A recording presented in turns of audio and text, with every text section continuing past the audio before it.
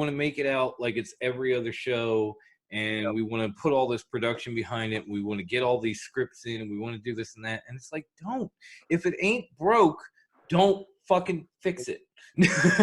No, There's and I know no I'm older need. than you guys, right? But I remember TBS wrestling on Saturdays, and it was the most watched wrestling show you'll ever see. Right, tune in They at used to get 6:05 5 or on 6 million TBS. people, yeah. They used to get 5 or 6 million viewers, and nobody tuned in to watch the squash matches.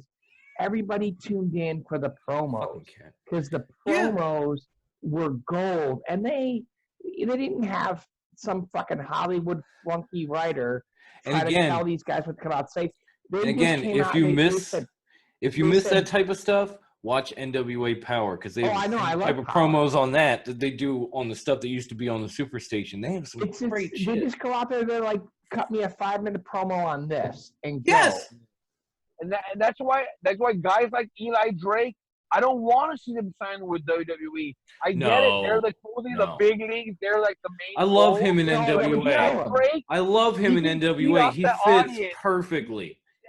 Exactly. He fits perfectly. He's a smash mouth type wrestler, and he can run his mouth. He is the perfect fit for NWA. Every time I hear him say, "Let me talk to you," I'm like, I'm listening. Anderson too. I like Anderson better everywhere but the WWE. Yes. No, you're absolutely right, Michael. Anderson everywhere but WWE. Everywhere. Yeah. He was amazing. He cut great promos. He had tremendous matches, and then he got to WWE and was like, "What happened?" Oh, right, WWE happened. You know? He made them doctors with like a piss jar. You guys remember that? Oh, that was horrible. Yeah, that was terrible. But I do remember, yes. Oh, let me go back to the comment. Okay, we got Michael saying, "Oh, Jerry Lynn versus RVD." Oh my God. Well, you were talking about ECW. Any one of those. You were talking about. Yeah, I bring it up so much. I'm a homer. Throwing people off balconies.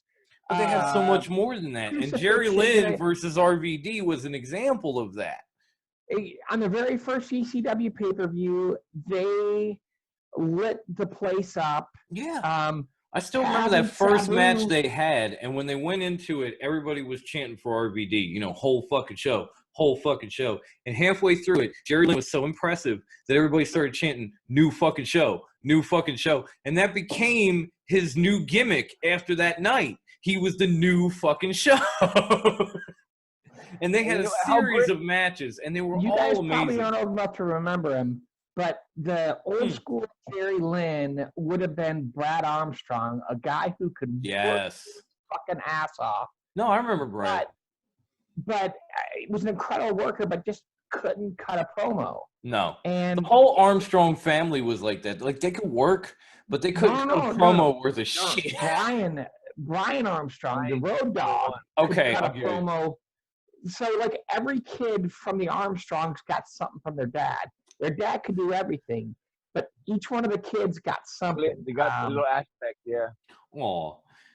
But, you know, Brad was the worker. Brian was the talker. The other one who's the ref still at WWE, you know, he's got the business sense. Oh, yeah. No, no, you were right, though. I'll give you that one Armstrong. That he could cut a promo. I'll give you that. I'm just trying to see. Oh, Will, he's telling us this is such good shit. Yeah, but you know what? Here it goes. I'm gonna go on a little bit of a tangent kind of thing. You were talking about ECW, the fact that Jerry Lynn organically, the chant started, "You fucking show," and it took off, and his gimmick changed. How great were those times, as opposed to now with WWE, where they will print you a T-shirt with the saying on it, and like Lacey Evans, lace them up. Now she has to go on every promo. She has to say the catchphrase and lace them up. Lace them up. And same thing with Roman Reigns and so and so. I'm the phenomenal AJ Green. Like, you know how tired I am of hearing Braun Strowman. You know how tired I am of hearing Braun Strowman saying, "Get these hands," because obviously that whole thing with the Fiend. I mean, it's okay. It's fine they won. That's cool. But that whole thing with the Fiend leading into Money in the Bank proved one thing: Braun Strowman can talk. He can cut a promo, but you don't let him. You just let him come out and say the same damn thing with "get these hands" at the end, because that's in the script and that's what you want. And, you know, like that, it doesn't work The most selling, like the biggest selling shirt in WWE history was the Stone Cold 316. Totally off the hook, completely. He had no idea he was gonna say that. He got the mic and said, "Fuck it." He likes Jesus. Well, guess what? Stone Cold 316. I'm gonna mock your Jesus. I'm gonna mock your God. Yeah. And it was a totally improvised line, and it is now historic, and will go down in history as the greatest catchphrase ever. Right. Now we want to like make a catchphrase up on Microsoft Paint, and we're gonna come up with it, and then hope it gets over. It doesn't work that way. It seems like WWE has completely gotten rid of the whole improv thing, and if they did, it's like, could you imagine where Stone Cold would be without that? We wouldn't have him because they didn't come up with that. Ringmaster. They came up exactly, Michael. They came up with the Ringmaster, which was half of the Rock's lines. You know, okay. Catchphrases were off the hook. I was there live at Raw where he called the coach popcorn fart. And for weeks, he called him popcorn fart. For weeks, the Poontang Pie line. Like, by the way, anyone that wants to make fun of Coach, I'm all for. Fruity Pebbles fucking sold Fruity Pebbles. Oh, my God. Fruity Pebbles. They marketed John Cena on their fucking cereal box.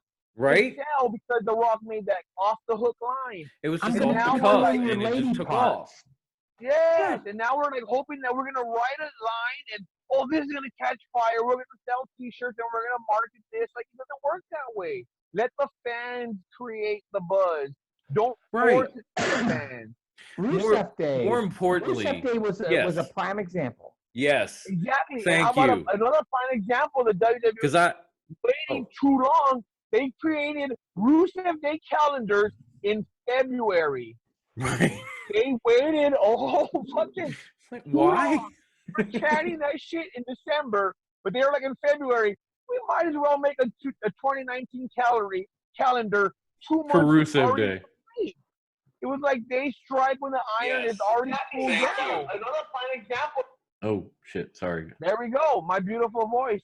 Yeah, sorry about that. I was trying to check the comments and it popped the live feed up. My bad, guys. And while you're at it, go to YouTube and hit like, subscribe. Fox Den Productions, right? Instagram, You'll get this show.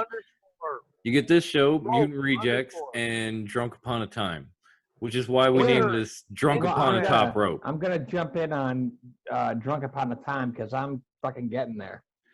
Oh no, we love doing that. We've been doing that show. Stu. All my friends call me Stu. So okay, Stu. I was gonna ask if I call you Mike or Michael or whatever the fuck. Stu. I've been that works since I was in the army. Stu.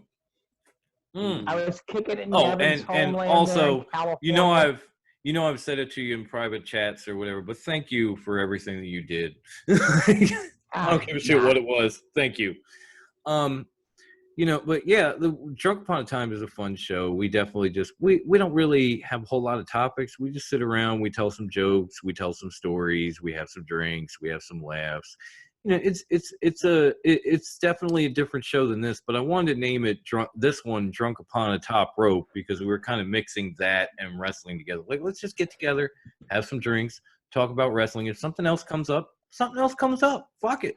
Why keep yourself to one topic? Us have a lot of different opinions on the way wrestling should be, but we have a lot of similar opinions on what we enjoy. And people can't talk to each other civilly anymore. No, see that by the way is what Top Rope Wrestling Talk was founded on. Like, okay, you may not like one promotion or another, but don't sit there and hate on somebody else on what somebody else likes. Try to enjoy wrestling just in general. Like if you see somebody post something about WWE and you don't like them, okay, leave it be. If you see an AEW post, which you're going to see, come in and comment, talk with people, tell them what you like, and have a discussion. Maybe, even if you don't like it, if you're willing to have a discussion, do that because maybe you'll see the light or they'll understand and maybe, or maybe you'll just end up talking to somebody for a few minutes and the last thing I had I don't know beef on or whatever on the page was Jim Cornette's comment on Becky Lynch. Oh, you know what? Everything he said was right, but I gotta pull that up because that was actually something we were going to talk about so much earlier, and I totally forgot about it because I was so distracted trying to get this Zoom and the live feed and everything. Yeah, I understand. Because it was the first time, and I was like, "Oh God, I don't know if I'm going to make this happen." And when it finally happened, I was like, "Yay, let's do this!" And I totally forgot. But I have it here somewhere. Let me go back on my phone here. No, wait. I'm looking in Wendy's chat. That's not where it's at. I'm sorry. Oh, that's not. There we go. At admin chat. Now I'm in the right spot. Going back. And it should be right. But yeah, I thought it was funny because we had brought up in our last episode, we had said congratulations to Becky Lynch. And then we had a nice conversation about corny after the whole Twitter debacle where somebody asked Jim Cornette about the feud with Joey Janela and how Joey said he was at Chili's with him, and Corny came back and said, there are two things I'll never do: catch coronavirus and spend any time with Joey Janela. And then Janela came back and said, oh, that's not true. They hung out at Chili's. We hung out at Chili's, and we had Southwest chili rolls and this and that, and we had big fun about it. But our last episode had both of them in it, and then a day later, all of a sudden, she was, here's Jim Cornette talking shit about Becky Lynch, and I'm like, are they listening? I don't think he's talking shit. I think it was straight career stuff. I mean, she really is. It's typical Jim, that's for sure. I'm trying to pull the quote up now, and it's driving me nuts that I can't fucking find it. Oh, here it is. Cornette's big major quote about Becky was, she's got plenty of time left. But what would you do if your wife came home and said, instead of making $1 million next year, I'm going to basically just be a raging bitch for the next 9 months and then give you more shit to worry about around the house? I listen, I've had 3 kids. It's not completely untrue. It's not. It's not. I mean, I have a child myself, and I know Evan's a dad too, so we're all part of the dad club with Miz. And and I mean, he's not wrong, but at the same time, it's like, fuck, dude, really? It's again what we were saying about corny. Like, you hear him saying something, and you're like, you fucking asshole. But then your second thought is, well, you're not entirely wrong. He puts you in a tough spot. He really does. He really does, because like even with what he said about Becky, like I agree, but at the same time, was in an under spot, like Awesome Kong was when she decided to have a kid. Yeah, it's not a big deal. Mm-hmm. But when you are the focus, shit. Oh, my headphones died on me. Let me see if I can get these ones to work. Oh shit! I can hear you, so they gotta be. Yeah, my audio goes through, but I muted you guys so I don't get a feedback. But I'm trying to use these old headphones, but they're not really working on me. Let me see if I put the volume up a little. If I don't get feedback, let's see. Hello. All right, I don't hear any feedback. Enough, I think. Yeah. I'm trying to remember what we were talking about. It's been that kind of night, guys. We're going on 3.5 hours. Yeah. The marathon keeps going, though. I'm telling you, we won't stop. We won't stop. All our devices will power off, and we'll keep fucking talking. We're going to stop. I can keep this laptop going all night, but I'm not going to. Okay, there you go. I got these headphones going. Yeah. Oh, sweet. Yeah. But, we're talking corny? Yeah, we're still talking corny. And, again, it's like, you're not wrong, but at the same time, God damn, Jim, did you really? Like, because you know what? I get it. If you're talking financials. Oh, we lost Michael. Sorry, Stu. The financials goes the same both ways. I mean, it can go with male or female. If you're talking about if you're going to have a baby, it's a two-way street. Dad and mom are both needing a sacrifice. And what bothered me by his comments, it was that it was directly targeted at Becky Lynch. There was no comments on Seth Rollins having to step up as a dad. There was no comment of Seth Rollins having to step up as a father, as a fucking man. Nope. And it was all worried about, oh, well, Becky's going to have to cost money. And wouldn't Seth be mad? And like, motherfucker, for all we know, Seth, who has recently come out saying he had to take one of these 23andMe test to find out who his birth family was, who had no idea who his father was, who met a long-lost sister. For all we know, this guy is doing backflips knowing that he's going to start a family. You know absolutely. The joys of fatherhood are fucking amazing. I'll admit, my little eagles out there, they make me pull my hair. I got a mohawk for a reason because I can't afford all the rest of the hair. There are days, especially during this quarantine, there are days where I want to kill the little psycho.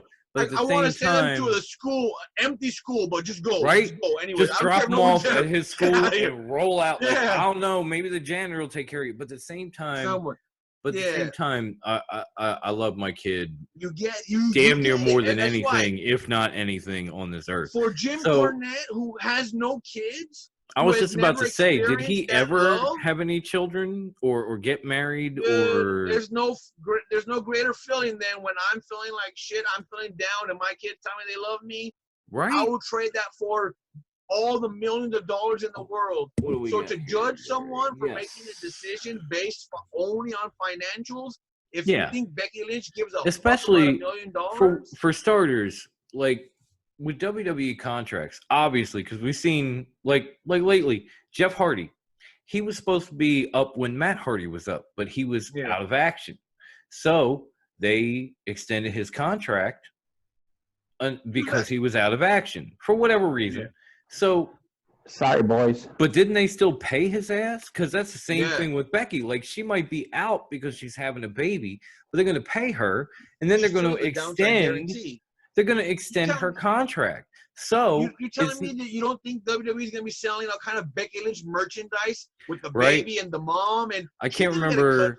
It might have been me who posted the tweet where it said, WWE merch is just waiting for Becky to have twins so they can come out with shirts that say Becky two kids. That's the thing. But she's still going to get.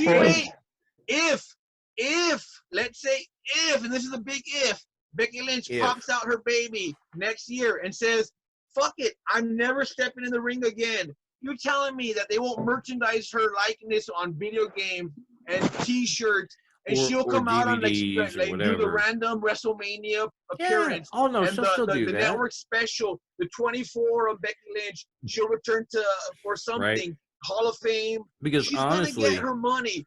Honestly, Long is not going to get the same kind of money, though. Cash cow. Not the same kind. But even if you look at like Trish Stratus, long after she left the WWE to be a mom, she was still making money off the WWE for merchandise, for DVDs, whatever. Trish's best earning days are not as good as Charlotte and Becky's earnings right now. That's true. That's true. I'm just saying. That's inflation, though. You can say the same thing with the original Star Wars opening wasn't as great as Marvel Endgame. And I think, but I mean, $7 movie tickets versus $20 movie tickets, it's a whole different ballgame. Right. But I honestly, but I mean, even still, like Wendy Richter and Wendy Richter was as big as any wrestler right now, but she left the business because. She even said in the Moolah thing because she got screwed by Moolah, more or less. Not just because she was screwed by Moolah, but that she wasn't making as much as Hogan, and she brought in half the gate. Right. Yeah, that was the sad part about women before the revolution is that a lot of people were coming to see these women, and I don't care if it were bra and panties matches or it was just Trish actually being in the ring and putting on legit matches, maybe for the first time in WWE, well, for a long time in WWE history, because Wendy obviously did, and Moolah and that kind of thing. But there were a lot of women that were bringing in people and putting those butts in the seats, and they weren't getting paid nearly as much as male talent. I said Medusa belongs on the Mount Rushmore of women wrestlers. Medusa was as good as. Oh no, Medusa belongs. No, that's. I don't think anybody on this in here would argue that. In '89, Medusa and Bull Nakano were putting on matches. Oh yeah. '89. I remember. Ridiculous. That goes to show. Because I was a little kid and it was blowing my mind. I was like, I didn't know women could wrestle like that at 10 years old. And when I saw it, I was like, holy shit. But that goes to show how the WWE has able to manipulate the mainstream audience into thinking what it wants you to think. because they for years gave us those bra and panty matches, and we for years we demoralized. I guess we devalued the women. In my defense, I was kind of going through puberty at the same time I had those bra and panty matches. Okay.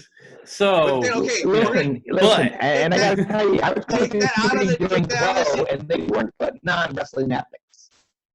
Glow was selling tits and ass. Yeah.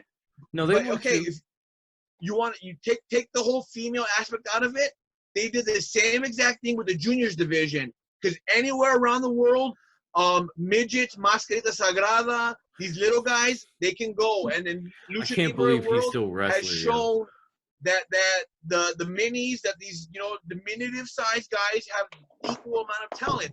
But when it comes to WWE, they're all for cheap comedy spots. They're for dressing up as a bull. Mascarita Sagrada in Lucha Underground was just tremendous. Like when I saw him, I obviously had seen him before, and I had followed his career because I loved him. But when I saw him in Lucha Underground, I was like, holy shit, he's still doing it. That storyline with him and Killer Cross, the whole White Rabbit storyline was so intriguing. The Rabbit Tribe, holy shit. With like Paul London. Yeah, that was some good stuff. We had no idea where it was going. Week to week, we wanted to tune in to see what was going to be, unveiled and unwrapped. When they finally showed Killer Cross as the leader, I was like, the White Rabbit with the white gloves. Yes, I was like, oh, this is gonna be good. That was intensity, Yes. And that, like I said, WWE has gone ahead and bastardized what we view as the mini wrestling and women wrestling, and there's two things. It's hard to see it the same way again. There's two things out of all this that I want to get across. Number one, please stop saying Becky Lynch's career is over, because she will have a baby. She will take her time. She will come back. She will be just as big as she ever was. I mean, I don't know. I do, because it's happened before.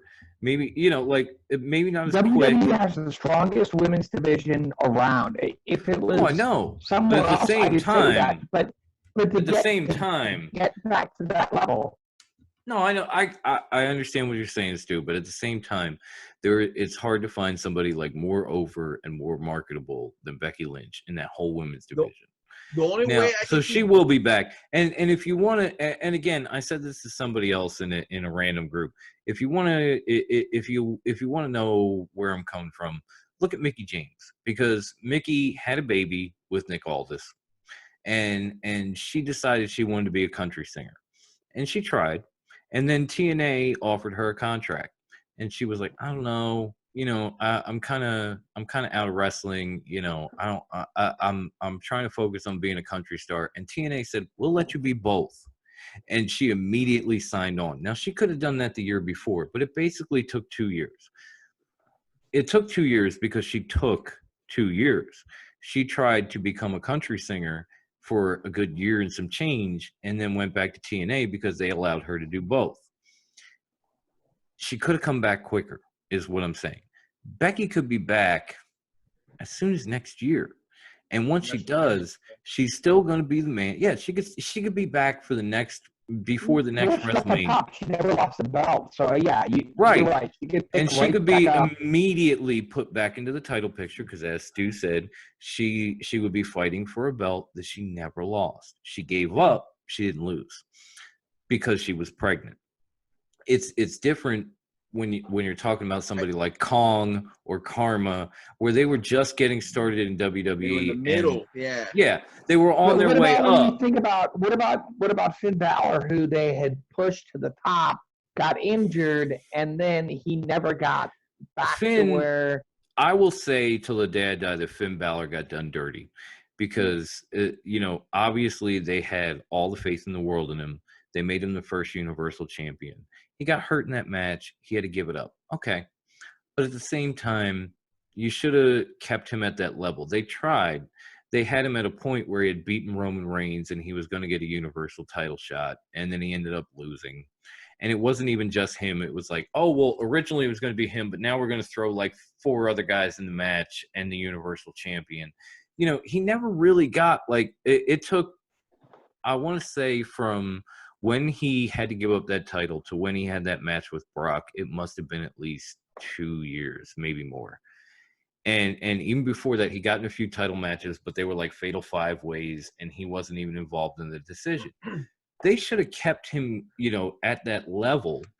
They just didn't feel like they had to. Relevant, it's like, yeah. Oh, we got Brock, we got Goldberg, and that's all well and good, but at the same time, these guys either can't go now or won't be able to go for much longer. And then what are you going to do? You're going to look at guys like Finn. You're going to look at guys like Joe. You're going to look at guys like whoever, because they're going to be around long after guys like Goldberg or Lesnar are gone. But they didn't see it that way. And Finn is killing it on NXT, and I'm damn proud of him for it. But at the same time, he deserved better than that. But first thing, Becky will be back, and I wouldn't be surprised if she's not back before like next Mania. The second thing is, I don't want people to think that when I say these things about WWE that like I'm shitting on them or I hate them. Yeah. Because WWE was like the reason damn near the reason I started watching wrestling. I've said this, in little places here and there. I've said this to people behind the scenes. My first experience in wrestling was like I was 5 years old. It was my birthday, and my mother and father took me to a WWE show. The main event was like the Macho Man Randy Savage going up against the $1 Million Man, and after that match, I was hooked. I was like, I'm gonna be watching this shit till the day I die. I have had like a 35, 36 year relationship with WWE. So when you look on this finger, there should be 2 rings. Cause like I've been with my wife for about 12 years, but I've been with WWE for like 35 plus years. I love them no matter what. But at the same time, when you're married to somebody for that long, and when you sit around and you're like, hey, why don't we do things like we used to? And that spouse looks at you and goes, nah, I don't feel like it. We're older. We got to think about the children. You're like, oh, fuck, here we go again. And you keep asking. They keep saying the same thing. Nah, I don't feel like it. This works. We got to think about the children. Okay, whatever. And then all of a sudden you start getting new roles on the block. You start getting TNA. You start getting AEW. You start getting whatever. And you're like, oh, The Girl Next Door. I got to check that out. And it's not like I'd ever cheat on my wife, but at the same time, The Girl Next Door is looking damn good. So I'm going to be watching that too. And that's where I stand. That part of it. That's where I stand with WWE. I don't hate. I just wish they would do things like they used to. Yeah. If you think about Lucha Underground and their success. I grew up with territories, and you guys didn't. We were talking. No, I was talking about that earlier when people bring up the fact that like AEW shouldn't use WWE wrestlers. I'm like, do you understand how WWE got popular in the first place? They just ran around to territories and snatched up everyone they could, and then they turned around and made themselves, like the top dog in wrestling.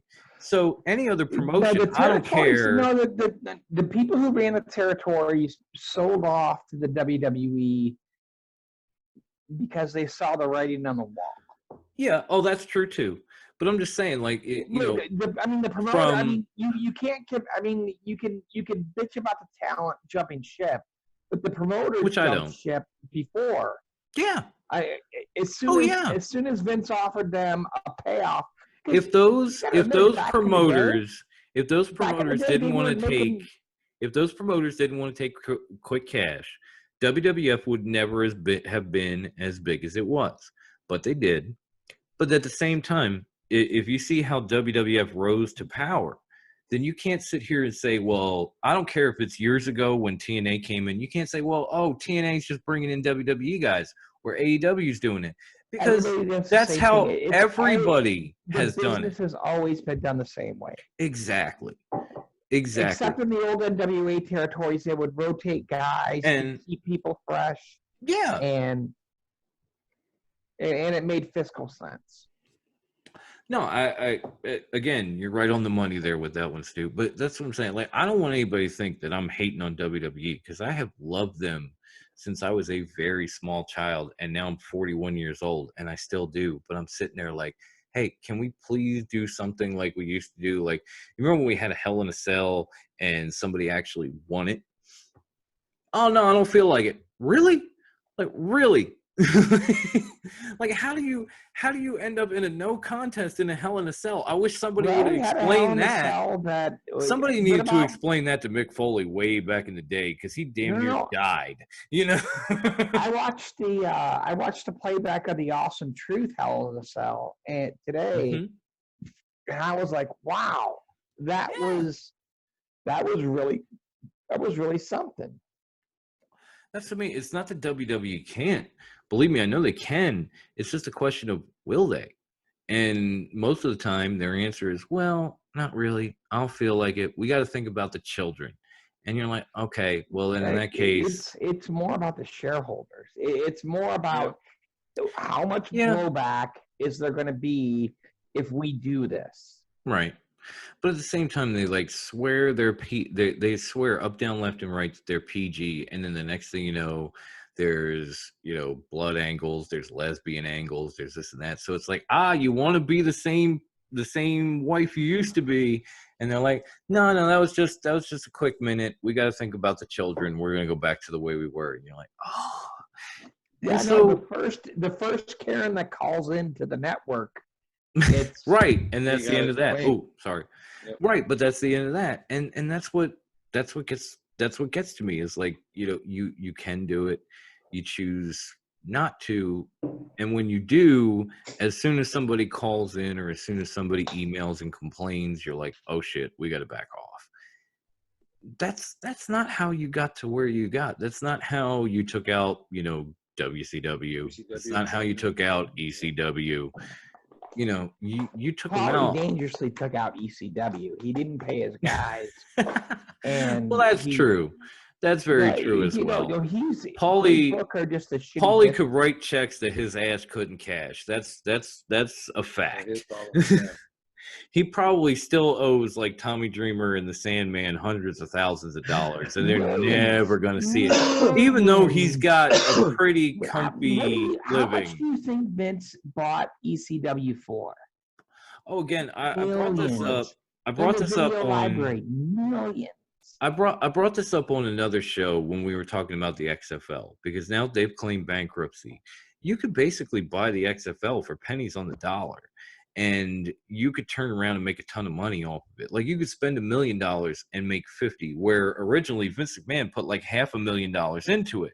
So when they bought companies like WCW and ECW, they were already bankrupt, and they were probably pennies on the dollar. Like, Vince McMahon spent $1 million and got everything WCW. He spent probably less than that to get ECW, and he probably made a fortune off of it. $70 million for WCW. And was going to turn it all around, but they were too prideful to sell to Jerry Jarrett. And Jerry Jarrett, people could say what they want about him. No, I would have loved. Made money. I would have loved. I would have loved to see Jerry Jarrett get his hands on WCW, because obviously the Jarrett family knows what they're doing, or we wouldn't have had like TNA be such a success in the first place with just Jeff basically running it and Jerry giving some input. So, I would have loved to have seen that, but WCW, Ted Turner especially, was too stubborn and too proud, and they thought they could somehow turn it around. And by the time they realized they were wrong, they were already claiming bankruptcy on a company, that had pulled in, millions of viewers and millions of dollars, and now all of a sudden the courts let Vince sweep in. Yeah. And that's what I mean. He probably bought it for pennies on the dollar, so he made a fortune off of that shit. And you could probably do the same thing today with like a company like the XFL, which was doing well until COVID-19 came in. So if once this virus, finally plays itself out and goes away, whenever that is, if somebody was willing to take a shot at the XFL, they could probably buy it for $1 million. And the XFL had already turned reports into, the court saying if it weren't for COVID-19, we would have made $50, $60 million this year. Yeah. So could you imagine like spending $1 million on something, turning around and making $60 million off of it? Like, if I had that money, I'd be doing it right now. I'm not even gonna lie. The XFL was a success. I mean, if you ask fans, if you ask, it was doing I mean, good. It was drawing in like million 2 million viewers, fans a year. People were buying merchandise and coming in. Like they were averaging like 20,000 fans in the stands. But the St. Louis was averaging like 40,000. Yeah, because it was the first time. No football. Right, it was the first time they had football in St. Louis since the Rams went to Los Angeles. So they were all pumped. They were packing those stadiums full, and honestly, they would have made a good bit of money this year had the circumstances not been what they are. So next year they were going to expand to Philly. They would have been season. Yeah, next year would have been even twice as big. They were going to be in Philly. They were going to be in Oklahoma I know. City. I was so pumped for a Philly team. I was going to go back to Philly for a Philly team. I'm not going to lie. Because they were not only were they talking about a Philly team, they were talking about like former a group of former Philadelphia Eagles players were actually getting together to buy the Philadelphia team and run it. And I was like, oh, if that happens, I'm going to be there day one. It's crazy to think what could have been, with the XFL. Well, it could still be. That's the point. Like with they're basically now that they've got bankruptcy protection and everything else. They're basically out there looking for a new owner, because once Vince McMahon, claimed bankruptcy and laid everybody off, he doesn't have the right to come back and get them. Yeah. Somebody else could buy that league for pennies on the dollar and turn around and reboot it the same way it was and make those kind of profits like they were projecting to have, because they really were a success. I mean, but are things going to come back to normal? I mean, are people? I don't know, man. Let's I say don't know. That's what we were talking about earlier. Are they going to get? Are they going to get 75,000 people in RFK again? That's what I mentioned about WrestleMania coming to my neck of the woods in LA next year. We're not going to get 80,000. We won't even get 70,000. We're looking to get 20,000 with the way they have to 6 feet distance everybody. That's like every other road. We're going road. to have the stadium built by then, so it doesn't matter. Yeah, but Evan and I were talking about that. You can't get the stadium built because of COVID, because they can't get enough people together. Right. Well, now there's no reason to build it if you're not going to have that's the point. Season. Like they have the stadium built, it's ready to open, but will we have an NFL season? Will you be able to pack 90,000 people into it for WrestleMania? If you can't, then what's the point of opening it? But Evan and I were talking about that, like behind the scenes, like in chats and stuff, where he was like, "Yo, WrestleMania is going to be in my backyard. I got like a couch or a spare room or whatever if you want to come out." And I was like, I was looking to party next year, and now no, that's what I mean. I was looking to party with you, dude. Because I've never been to a WrestleMania, and I thought if I get to come out and see you, and then we go to WrestleMania, baby. We could have like a top rope tailgating party in the parking lot. Like it'd be fun as hell.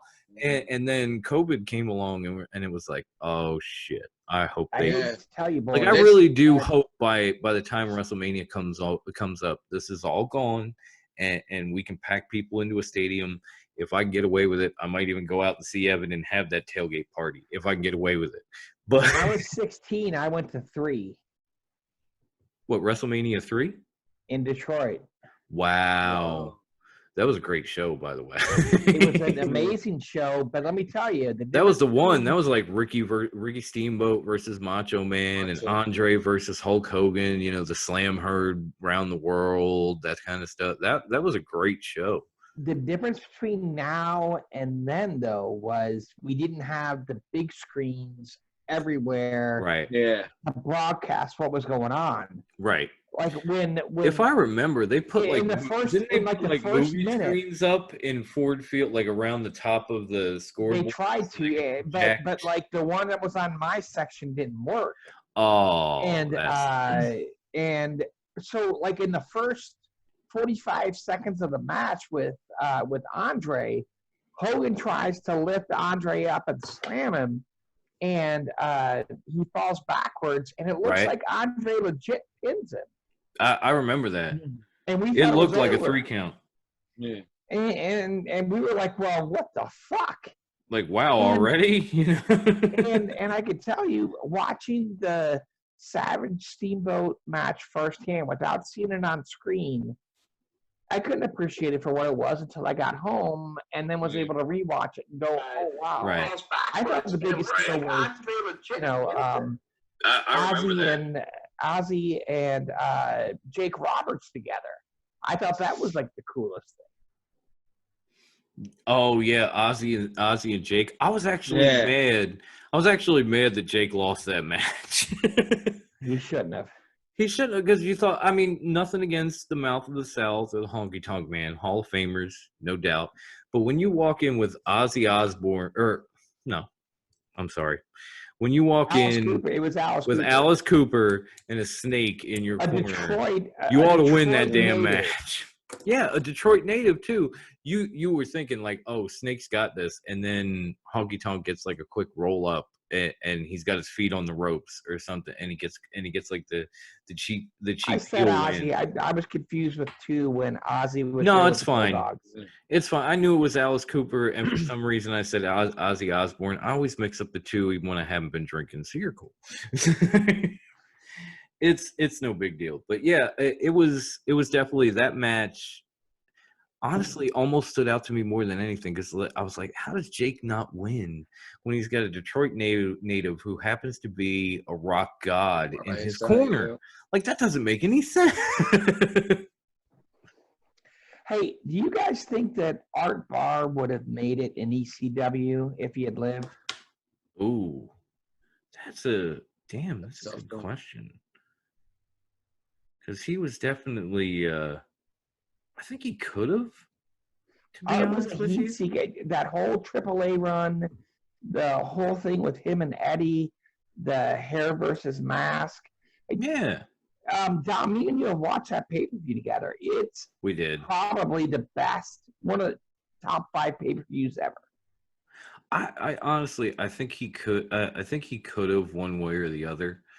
You know, because he could. You know, I mean, yes, he could get hardcore. That's for damn sure. And even if he couldn't, like, you know, again, like I said, ECW did, you know, a lot of other type of matches they don't get credit for. So they would have found a way to make it happen. You know, even if Art showed up and said like, I want to work for you, I think Paulie and the guys would have found a way to work him in and make him, you know, a big star, like they did with the Luchadors, with Malenko, with Guerrero, with guys who weren't so known for that hardcore style. Yeah, with Benoit, with Jericho, like guys that you knew everywhere else. It was crazy.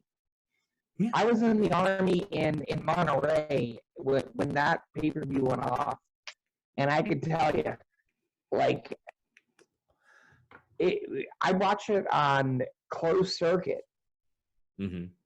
and it was like 90% Mexican, 10%, you know, other, and I was part of the other, and fuck, did he draw heat? Oh yeah. He was. I mean, he could definitely draw some heat. That's for sure. I think even now, I think MJF probably watches tapes. You know, like, oh, this guy. Oh, how do you know? Yeah. No, MJF reminds me. I mean, he's like Piper mixed with the $1 Million Man, mixed with. There feels like a little Miz Tito in there. Hernandez. Yeah, that too.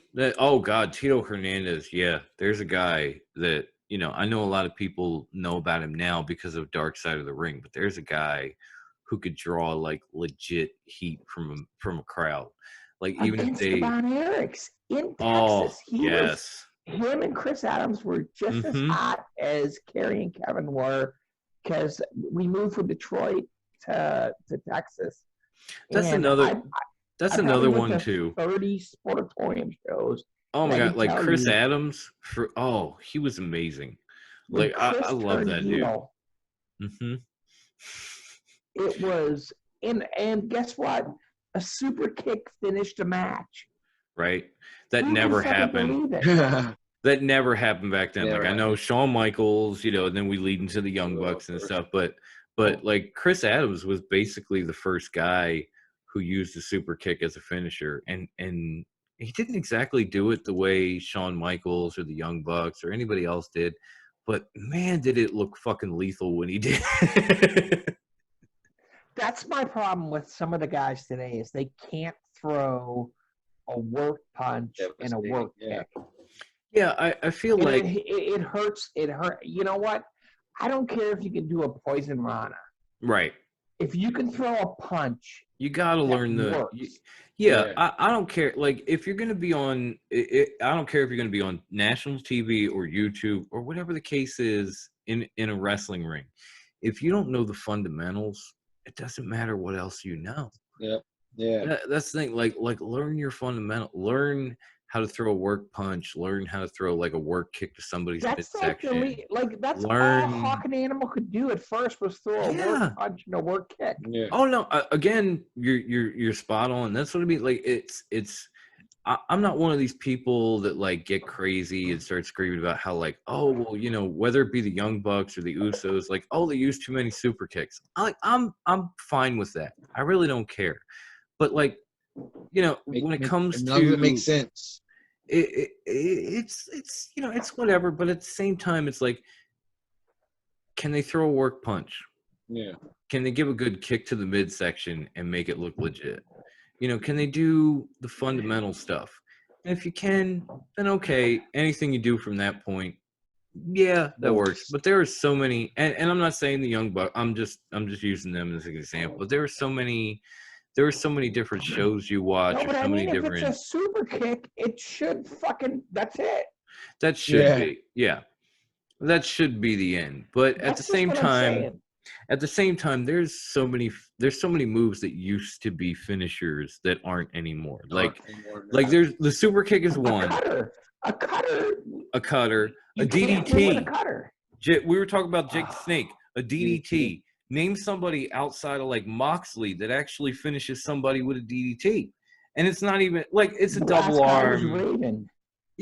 Yeah, exactly. Right, like it used to be in the '90s with Raven and Dreamer, and before that Jake the Snake and that kind of stuff. But as we progressed, Arn Anderson all of a had sudden, a nasty DDT too. He really did. But all of a sudden, the DDT is not a finisher, and now we're starting to see that like, okay, the super kick is kind of going the way of the DDT. You know, the cutter is another one.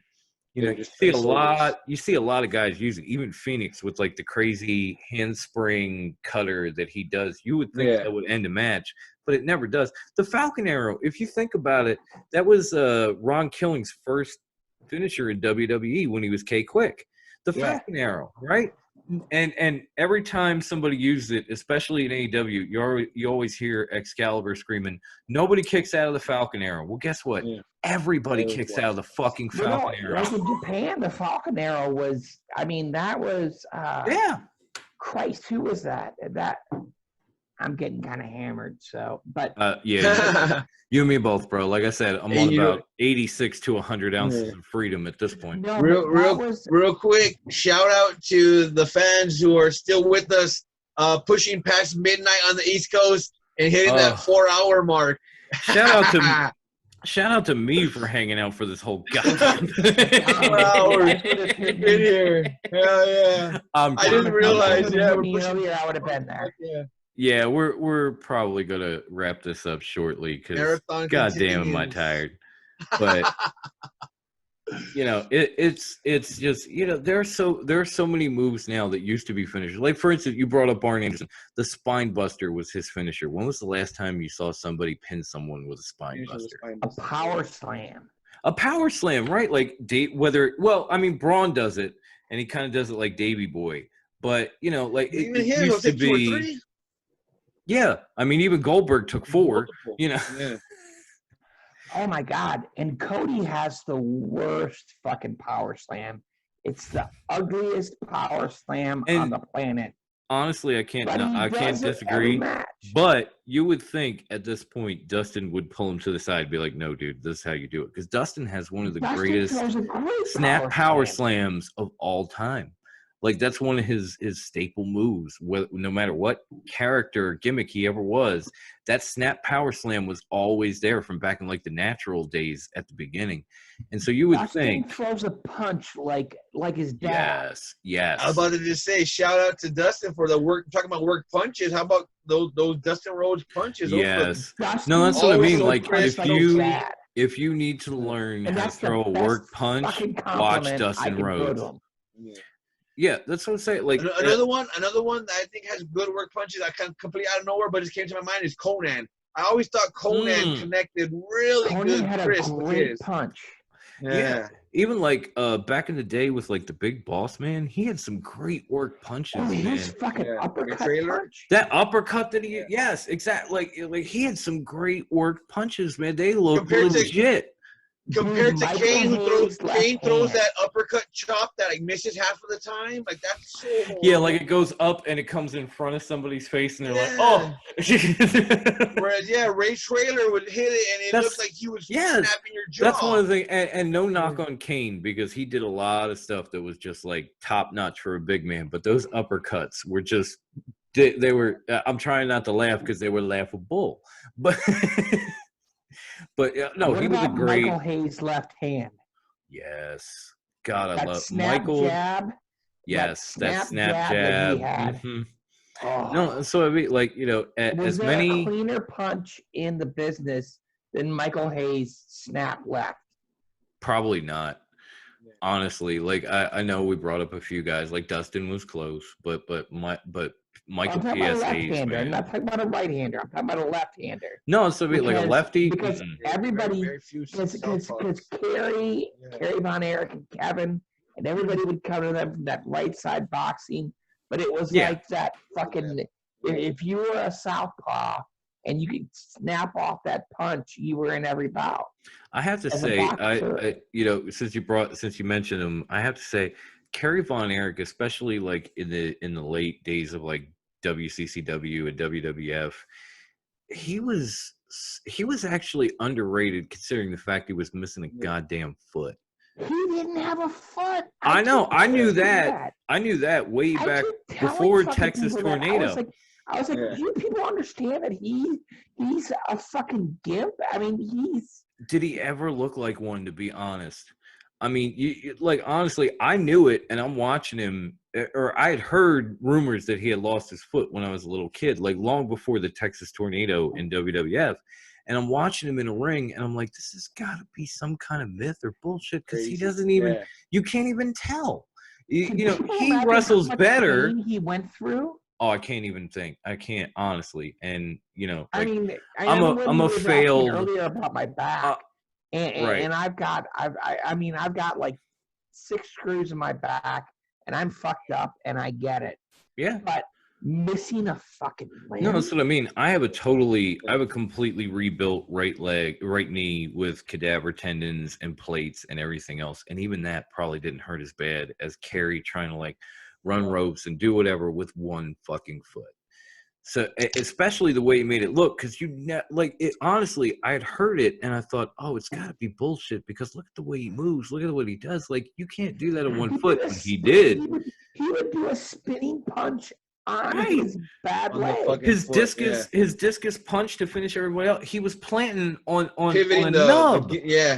On a nub. On the gimp leg, yeah. And they wonder why the guy was on fucking meds. I mean, give me a break. No, I can't imagine. I'm not talking about his coked out days. No. When World Class was on top of the world. No, of course not. It was, and people will never get it. But World Class. Oh no, I remember watching that. I would go to shows in the Sportatorium, right? Oh wow, you actually got to go. That's awesome. I watched it on like ESPN and that kind of stuff, but I never actually got to go. That's pretty cool. Uh-oh. I think we lost him again. And lost him again. Dang it. Oh, and he was just about to tell a cool story about the sport. There he goes. Oh, he's back. You guys there? Yeah, I heard you say you got to go see them at the Sportatorium, and I was like, oh man, I'm jealous because I used to watch on ESPN and that kind of stuff, but I never got to go. Can you hear us? Are you there? Stu. Oh man. Audio. Check your audio. It happened to me too. Man, I want to hear this story so bad.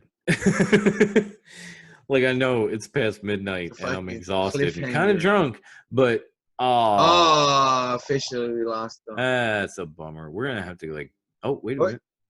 He might be back. All right, take 3. Are you guys there? Reconnected. Yeah, we heard you. Good. We just the last thing we heard was you were saying you got to go to the Sportatorium, and I was jealous because, like I said, I used to watch them on like ESPN and that kind of stuff when they were on, but I never actually got to go. So I wanted to hear this story pretty bad. Sportatorium. Okay, so there was 4,600 people there. 3,000 of them were women. Of course. Because of Von Erichs. So we would go just to catch fucking, throw off Von Erich trim.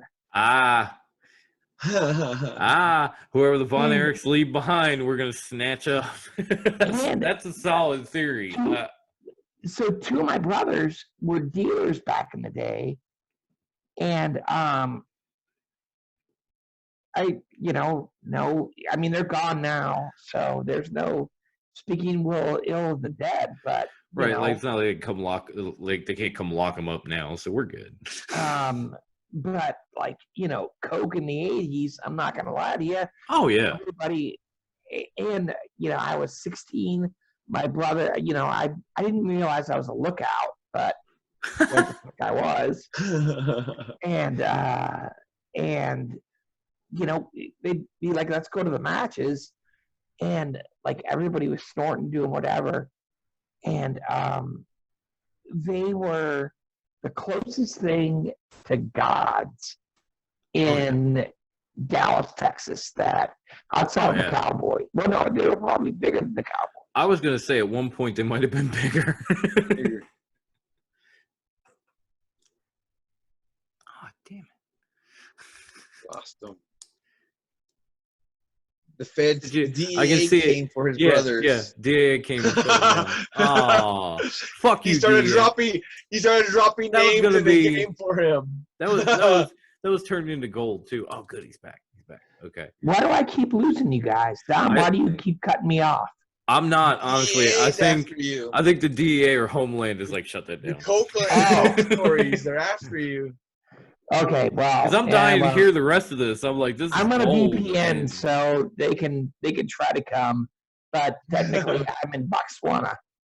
Mm-hmm. Timbuktu. That's where I'm at. But yeah, it's just, they were, the Von Erichs at one point in Dallas were probably bigger than the Cowboys, which is saying something for pro wrestling. That's amazing. And I know it's already been documented on Dark Side of the Ring, well documented, especially. But that family, man, I don't care what they, I don't care. Some of them did drugs or some of them did whatever, but that family was just cursed, and it was tragic. I mean, they paid a price for their fame, right? Their pound of flesh was beyond a pound. Oh yeah, they definitely got 75 pounds of flesh for that fame, which is a little bit unfair, but at the same time, I mean, it's happened. It just hasn't happened in wrestling that much on that scale, which made you look at them damn. Do you think the WWE is worried about that curse, or why have they not showed interest in Ross and Marshall? We've seen them appear in Impact, we've seen them in MLW, but I don't know. You think I gotta it's be tailor-made, right?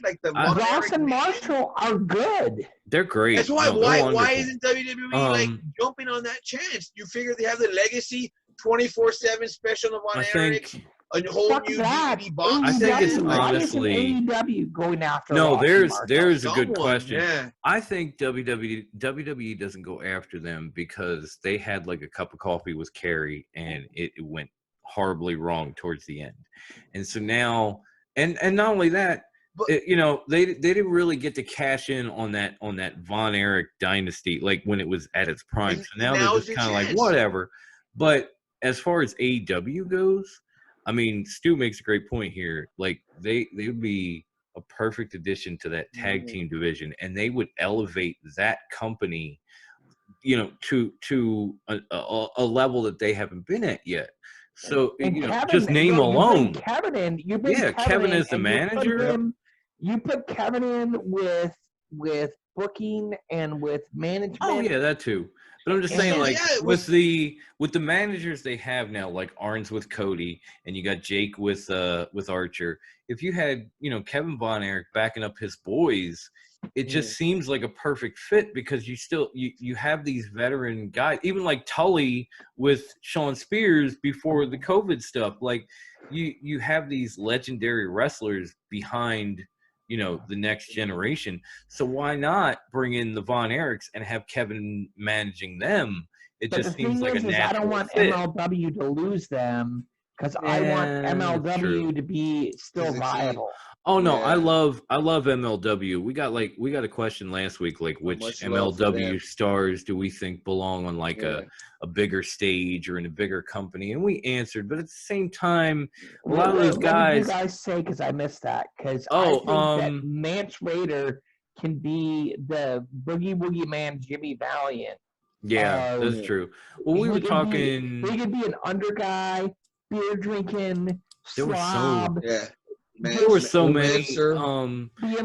We were saying, man, sort of tattooed up. I mean, I have his face. Personally, he's just like for his.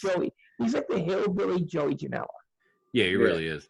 But yeah, I was saying like last week. I was saying like personally, just for the way he works and his physique and everything, Alex Hammerstone could make it in AEW or WWE. Jacob Fatu, same thing. I don't want them gone. I'm not saying I want them to. Yeah. I'm just saying, like, I kind of see Hammerstone, moving on. But like Jacob Fatu is another guy, like maybe not physique wise, but as far as big man, so athletic, he could pretty much fit in anywhere. Richard Holiday would be practically perfect for WWE. He's like Randy Orton 2.0. Yeah, I think I said if you took Randy Orton and the $1 Million Man and you spliced them together, you get Richard Holiday, and his character just seems like the perfect fit for WWE. And then you have guys like Davey Boy Smith Jr. I don't know if he'll ever get another shot.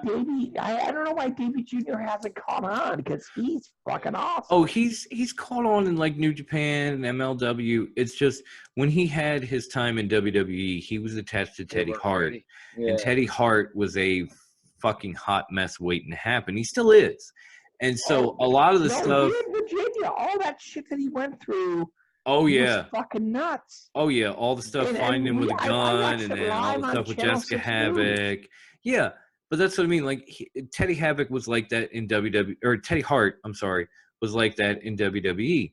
And unfortunately, when they got rid of him, they didn't really have much use for Davey Boy, so they just got rid of him too. And then they started that weird like Hart Dynasty wannabe with like Tyson Kidd and Cesaro with Natty backing him up instead of Teddy Hart and Davey Boy with Natty. They just kind of